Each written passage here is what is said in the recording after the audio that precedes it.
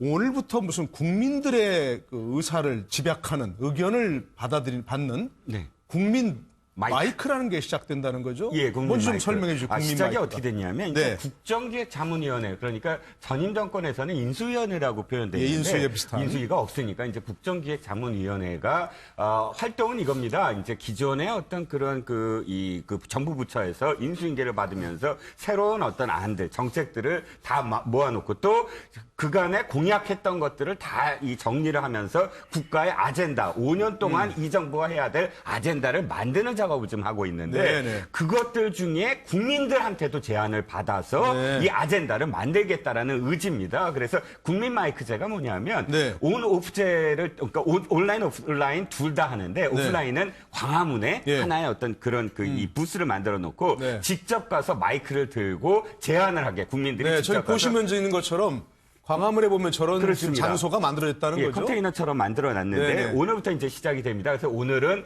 촛불 집회를 했던 그런 시민 단체가 주관이 돼서 네네. 이제 그런 어떤 국민들의 소통 또는 제안과 관련된 네. 그런 이 제안을 이제 내고 또 온라인에서도 계속합니다. 앞으로 50일 동안 이제 온라인에서도 계속 접수를 받아서 네. 50일 동안 받은 것들을 통해서 국정기획자문위원회가 다 모아놓고 나중에 이제 그 대통령이 직접 국민들이 제안한 것들에 대한 결론, 이런 것들이 이제 들어왔고, 그리고 현 정부에서는 이것들 중에 이러이러한 것들을 하겠습니다라는 보고를 하는 그런 네, 어떤 네, 형식으로 네. 국민 마이크제를 오늘부터 시행하기로 했습니다. 네. 그러니까 매주 토요일 날 네. 50일 가니까 7월 12일까지 저녁 7시부터란 얘기죠. 네, 거기서 정말 내가 이런 제안할 게 있다. 정책에 대해서 이런 것도 받고 새 정부에 바라는 점도 받고 이러신다는 얘기입니다. 혹시 패널분들께서 이거 꼭 반영했으면 하는 좋은 정책 없으신가요? 저는 뭐 정책이라기보다는요. 저 지금 의견. 국민 마이크 지금 하고 있는 이 부분에서 예. 조금 좀 고언을 드린다고 한다면 네.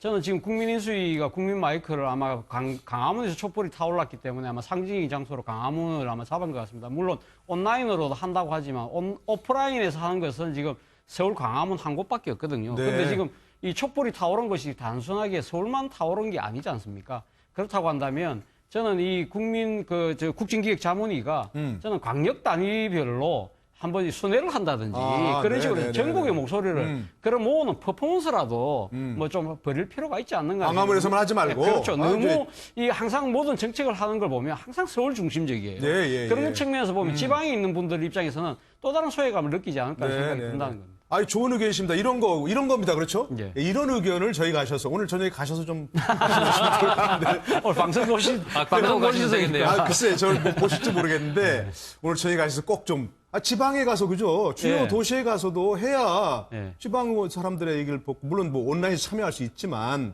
좋은 의견이신데, 혹시 소국장께서는 뭐 특별히 평소 생각하시던 그 정책에 이걸 반영해 줬으면 하는 얘기 없습니까? 저는 요즘에 이제 우리가 고령화 사회가 됐지 않습니까? 네. 저도 시골 출신이긴 하지만 시골 가보면 사실 빈집들 굉장히 많고 어르신들끼리 사는 독거노인 내지는 뭐 부부가 살아도 굉장히 어르신들끼리 사는 네, 예, 예. 가정이 뭐 거의 대부분이라고 봐야죠. 많습니다. 굉장히 예, 많습니다. 예. 그렇기 때문에 우리가 어떤 신고를 기다리는 거, 네. 어떤 문제가 생겼다 도와주십시오 이렇게 기다리는 것도 좋지만 일종의 암행어사 개념으로 해서 시골의 이런 그 고령화된 지역을 중심으로 이렇게 네. 순회하면서 네. 혹시 어떤 그 어르신들한테 무슨 일이 있지는 않는지 어려움이 없는지 이렇게 좀 이렇게 쭉 패트롤하는 그러한 정책 같은 거 있지 않습니까? 한 번씩 네. 그런 뭐 어떤 팀을 만들어서 그렇습니다. 이렇게. 그게 예, 이제 예. 어차피 유인력들도 시골에 많이 있으니까 그런 분으로 이렇게 저렴한 사실 임금 많이 안 줘도 그런 인력은 모집할 수가 있거든요. 네, 그럼 네, 모집해서 뭐 일주일에 한 번씩 어느 지역을 쭉 이렇게 돌아다니면서 혹시 집집마다 네. 혹시 어르신 잘 계신지 살펴도 보고 불편한 점 있으면 좀 뭐 또 해결해 그렇습니다. 주기도 그걸 하고. 해서 현장에서 해가지고 어디다가 또 어떤 창고에다가 그걸 네, 넣으면 네, 그걸 네, 바탕으로 조치가 취해지고 네. 이러한 그렇게 된다면 일자리도 창출하고 실제적으로 고령화에서 어떤 고통받는 시골의 어르신들을 도울 수도 있지 않을까 하는 생각을 했습니다. 좋은 의견이시고요. 이제 끝나고 같이 가야겠는데. 손수호 변호사는 혹시 또.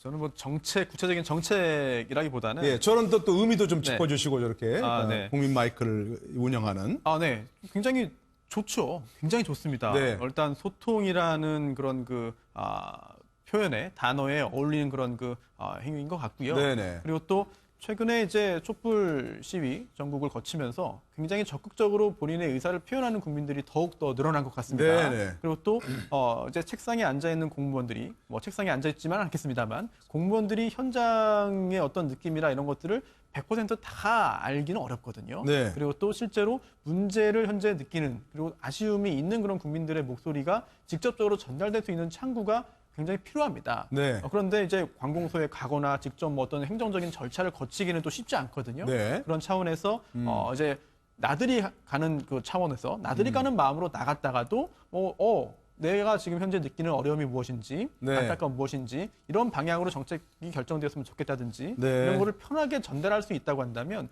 그게 실제로 정책으로 입안되어서 어떤 그 가시적으로 성과가 있으면 더욱 좋겠습니다만 예. 본인이 느끼는 그런 그 마음을 전달할 수 있다는 것만으로도 일단은 첫 번째 그런 그 목표는 달성할 수 있을 것 같거든요. 그렇다면은 이번 소통이라는 그런 이번 그 정권을 표현할 수 있는 여러 키워드 중에 하나가 소통이라고 한다면 예. 거기에 그 일맥상통하는 그런 하나의 일이 아닐까 그렇게 네. 생각합니다. 정말 평소에 하시고 싶은 말씀이 있었거나 아니면 좋은 생각이 있었으면 저런 데 가서 꼭 좀 하셨으면 좋겠고 아까 제안하신 대로 이 서울 광화문만이 아니고 다른 지역에도 꼭 좀 저런 창구를 마련했으면 좋겠다 이런 생각이 듭니다. 그런 게 바로 이제 국민 마이크를 만든 좀 취지가 아닐까 싶고요.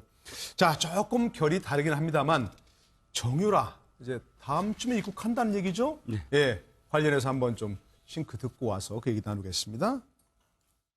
저는 자퇴를 해달라고 말씀을 드렸는데 자퇴가 안 들어가요. 어머니한테 말씀. 엄마한테? 저는 아예 그땐 학교를 간 적이 없었고 담당 교수님이고 뭐 하나도 모르는 시절이었어요. 제가 아기를 낳은 지 얼마 안 되고 바로 독일로 왔거든요. 2달 만에 독일 와서 바로 여기서 말을 탔어요. 그러니까 교수님이 누군지 사실상 이런 거 확인할 수 있는 방법이 하나도 없어요. 제가 생각할 땐 정유라는 제가 어렸을 때는 얌체공이 있었어요. 어디로 튈지 몰라서 얌체공이라고 그러잖아요. 그 친구가 자체가 핵폭탄은 아니에요. 핵폭탄 한 번 터지고 끝나잖아요. 그 친구는 제가 봤을 땐 지뢰라고 봐요. 수십 개의 지뢰. 이렇게 건드리면 이렇게 터질 수 있고 저렇게 건드리면 저렇게 터질 수 있어요. 그 친구 들어오면 상황이 또 어떻게 돌변할 수도 몰라요. 그거는. 뭐 지금까지 어른들이 거짓말했던 게 다 탄로가 날 수도 있는 상황이에요. 자, 이제 어쨌든 정유라 씨가 귀국을 하면 지금 진행 중인 이른바 국정농단 재판, 뭐 최순실 씨도 물론이고 박근혜 전 대통령에 대한 재판도 혹시라도 무슨 영향이 있지 않을까? 뭐 아까 얘기한 대로 뭐 럭비공 어디로 튈지 모르고 지뢰 뭔가 엄청난 증언이 나올 수도 있을까? 그건 어떻게 전망하세요, 손소 변호사? 그럴 가능성 충분히 있어 보입니다. 있다, 가능성이. 네, 물론 수사와 재판을 진행해봐야 되는 것이지만 네. 지금 장시호 씨 같은 경우에도 처음에는 이렇게 그 특검 수사에 도움이 될 줄은 아무도 몰랐거든요. 네. 그런데 막상 지내고 보니까 굉장히 여러 가지 아주 유용한 그런 진술들이 나왔고 수사와 어떤 그 재판에 큰 영향을 미쳤습니다. 그렇다면 이제 이번에 정유라 씨도 실제로 입국해서 검사와 맞닥뜨려서 검사와 대면해서 이야기를 한다면 여러 가지 뭐 아예 진술권을 행사한다면 모르겠지만 예. 입을 여는 순간 새로운 사실이 드러날 수 있거든요. 네, 그럴 네. 가능성 충분히 있다고 생각됩니다. 네. 혹시 지금 물론 이제 뭐 추측입니다만 왜 지금 새삼스럽게 항소 다 포기하고 덴마크에서 지금 갑자기 귀국을 결심하게 된 건가요?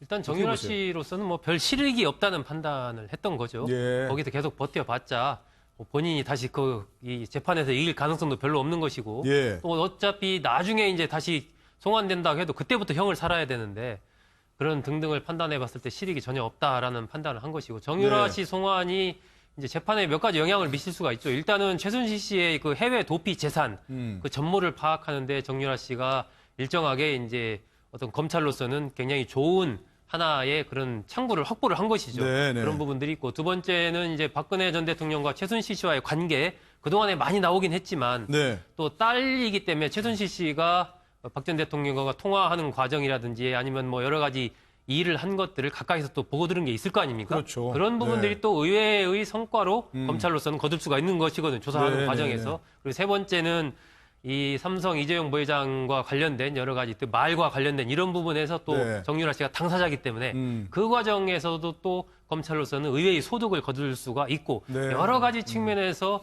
지금 검찰로서는 정유라 씨가 송환이 되면 굉장히 좀 이 수사적인 측면에서 봤을 때 성과를 거둘 수 있는 여러 가지 예. 배경이 있는 것 같습니다. 근데 최순실 씨 입장에서는 지금 이제 정유라 씨가 귀국을 하면 당장 검찰이 체포한다 그러면 정치 검찰이다 얘기하는 건 아마 물론 어머니로서 뭐 감싸려고 하는 건 있겠지만 뭔가 이게 좀 두렵다고 생각할까요? 어떻게 보세요? 최순실 입장에서는 지금 정유라가 들어오면서 앞서도 뭐 노승일 부장이 이야기했습니다만 네. 어떻게 지금 진술할지 상당히 불안한 측면이 분명히 있겠죠. 사실 그 예. 때문에 안 들어오기를 아마 바랬던 측면이 분명히 있었고 또 한편으로는 아마 이 보통 엄마와 딸을 함께 구속하지 않는 그러한 네. 또 상황을 본다고 한다면 일말의 또 기대도 갖고 있지 않을까요? 그러나 예. 뭐 아마 제 생각에 기대보다는 불안감이 더 클 것 같습니다. 예.